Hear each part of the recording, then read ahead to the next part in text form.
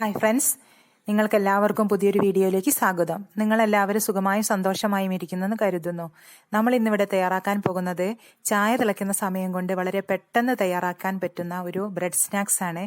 School വിട്ട് വരുന്ന കുട്ടികൾക്ക് എന്ത് സ്നാക്സാണ് തയ്യാറാക്കുക പെട്ടെന്നെന്ന് വിചാരിച്ച് അമ്മമാരൊക്കെ വളരെ കൺഫ്യൂഷൻ ആയിരിക്കുന്ന സമയത്ത് എളുപ്പത്തിൽ തയ്യാറാക്കാൻ പറ്റുന്ന ഈ ബ്രെഡ് സ്നാക്സിന്റെ റെസിപ്പി നിങ്ങൾക്ക് ഇഷ്ടപ്പെടുകയാണെങ്കിൽ തീർച്ചയായും വീട്ടിൽ ട്രൈ ചെയ്ത് നോക്കണേ. വളരെ സോഫ്റ്റും അതേപോലെ തന്നെ ക്രിസ്പിയും തീരെ എണ്ണ കുടിക്കാത്തതുമായിട്ടുള്ള ഈ ബ്രെഡ് സ്നാക്സ് എങ്ങനെയാണ് തയ്യാറാക്കുന്നത് നോക്കാം.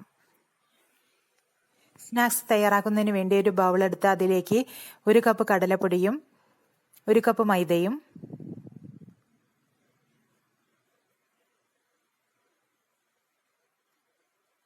1/4 ടീസ്പൂൺ ഉപ്പും 1/4 ടീസ്പൂൺ കായപ്പൊടിയും 1/4 ടീസ്പൂൺ ബേക്കിംഗ് സോഡയും കൂടെ ചേർക്കണം. അടുത്തതായി നമ്മൾ ഇതിലേക്ക് ചേർക്കാൻ പോകുന്നത് ദോശമാവാണ്. ദോശമാവ് നമ്മൾ ദോശ ഉണ്ടാക്കുന്ന സമയത്ത് ഒരല്പം ദോശമാവ് എടുത്ത് വെച്ച് ഇതേപോലെ സ്നാക്സ് ഉണ്ടാക്കുന്ന സമയത്ത് ചേർക്കുകയാണെങ്കിൽ നമ്മുടെ സ്നാക്സിന് ഒരു ക്രിസ്പ്നെസ്സും അതേപോലെ തന്നെ തീരെ എണ്ണ കുടിക്കാതെ നമുക്ക് സ്നാക്സ് തയ്യാറാക്കിയെടുക്കാൻ പറ്റും. ഇതൊരു ടിപ്പും കൂടിയാണ്. കൂടാതെ അതിലേക്ക് 1 കപ്പ് സവാള ചെറുതായി അരിഞ്ഞതും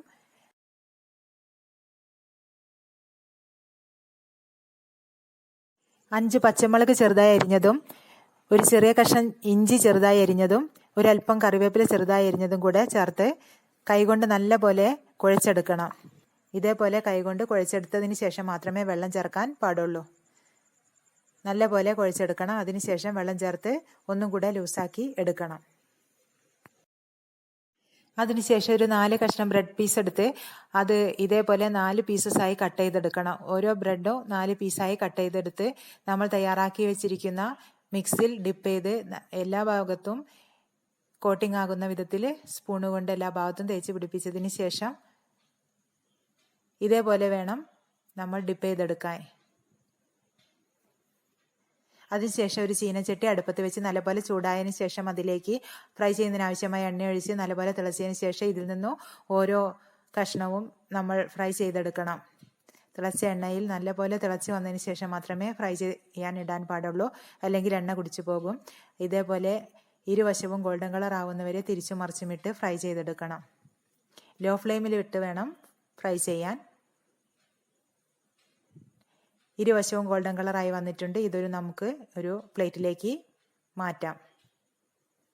ബാക്കിയുള്ളത് ഇതുപോലെ നമുക്ക് ഫ്രൈ ചെയ്തെടുക്കാം.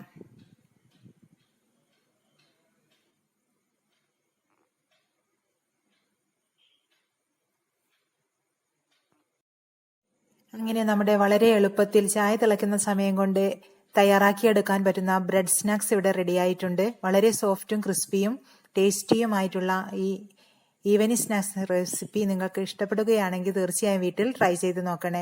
കുട്ടികൾക്ക് എല്ലാവർക്കും നല്ല ഇഷ്ടപ്പെടുന്ന ഒരു സ്നാക്സ് ആണിത്.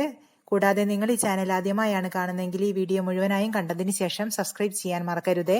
കൂടാതെ അടുത്തുള്ള ബെല്ലൈക്കൺ കൂടി പ്രസ് ചെയ്ത് ഓൾ എന്ന ഓപ്ഷൻ കൂടി എനേബിൾ ചെയ്താൽ മാത്രമേ ഇനി ഞാനിടുന്ന വീഡിയോസിന്റെ നോട്ടിഫിക്കേഷൻസ് നിങ്ങൾക്ക് ലഭിക്കുകയുള്ളൂ. മറ്റൊരു വീഡിയോയിൽ പുതിയ റെസിപ്പിയുമായി ഞാൻ നിങ്ങളുടെ മുന്നിൽ വരുന്നതായിരിക്കും. അതുവരേക്കും എൻ്റെ എല്ലാ കൂട്ടുകാർക്കും ഒരിക്കൽ കൂടി നന്ദി, നമസ്കാരം.